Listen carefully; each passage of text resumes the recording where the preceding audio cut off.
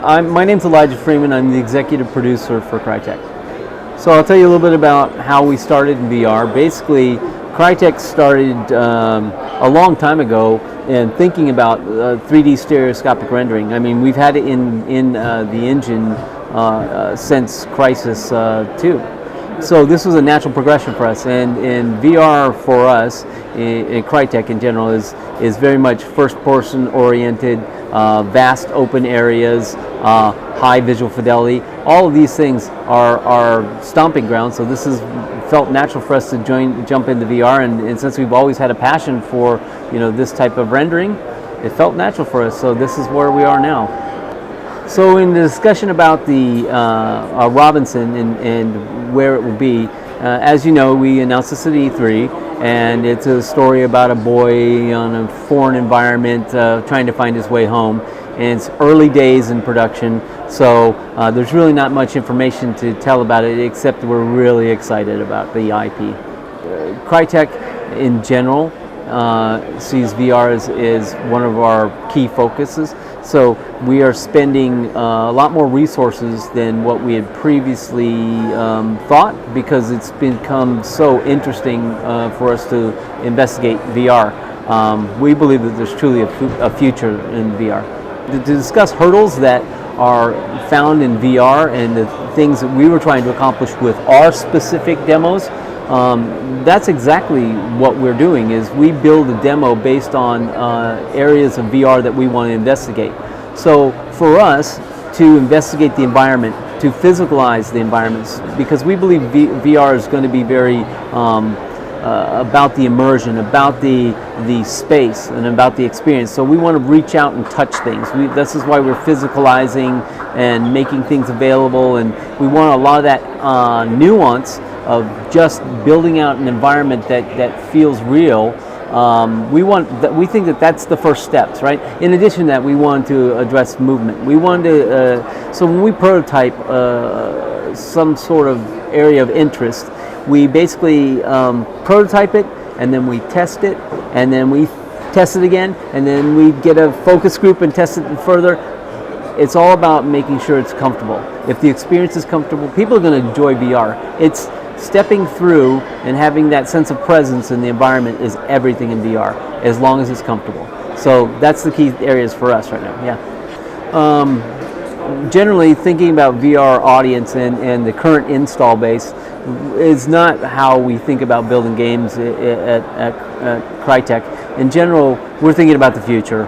We know that eventually the VR base is going to be there, and Crytek is all about innovation, all about reaching for the stars. We are not going to build something for a niche. We think that the world is going to be interested in this, and as soon as people get to feel that presence inside, and it becomes like a daily, real world, everybody has access to VR, that's the experience that we're shooting for.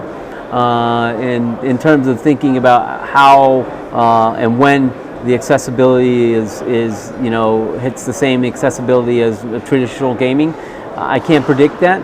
But I think once people feel this, there's going to be a desire. And once there's a public desire to move this forward, I believe it's just going to naturally happen. People will start to gravitate towards this.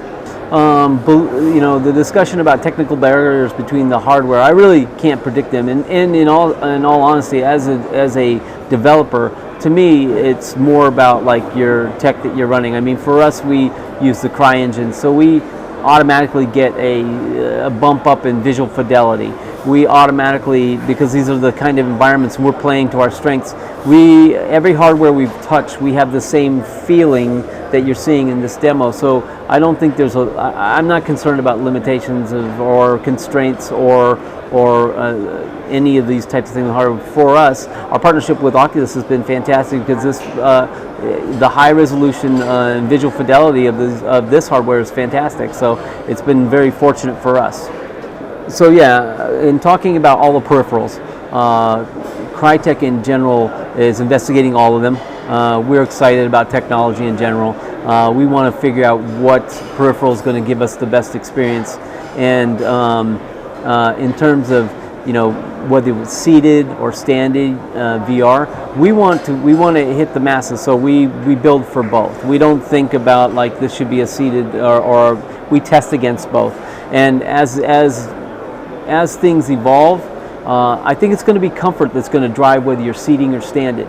And most people enjoy it seating right now, but we have a select few that absolutely want to stand, and we're perfectly happy with it. So in terms of the Oculus hardware, and stepping it from 1.2 to the Crescent Bay, and the upcoming production model, all of these hardwares are based on head tracking and the movement related to that. So I think that it's natural to build environments that exploit that type of movement. I'm assuming as things progress in the future, it's going to continue to become. I don't see that there's probably going to be as many restrictions. For me personally, and I know I don't want to sound like I'm tooting the Crytek horn, but the very first time I got the sense of verticality in the current demo that we have was probably one of the greatest experiences, because of that sense of presence and feeling like, oh my gosh, I'm so high up and I'm scared. These kind of things that give you that play against that sense of vertigo, not in an uncomfortable way, but make you want to like grip onto something.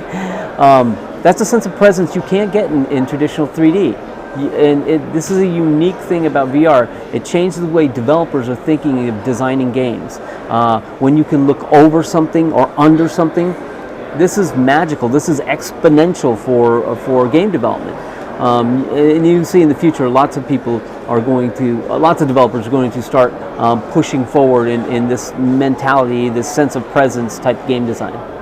I believe in that the explanation of sensation versus game mechanics. I believe the absolute correct thing is to think about the experience first, and the game mechanics will come. And I think it's important that they fit properly, right? That the mechanics exploit the experience altogether. So I think that's the key to this, is like everything that we build, we're prototyping and testing it and making sure it fits together. And if it fits together, then we're happy and we move on to the next step.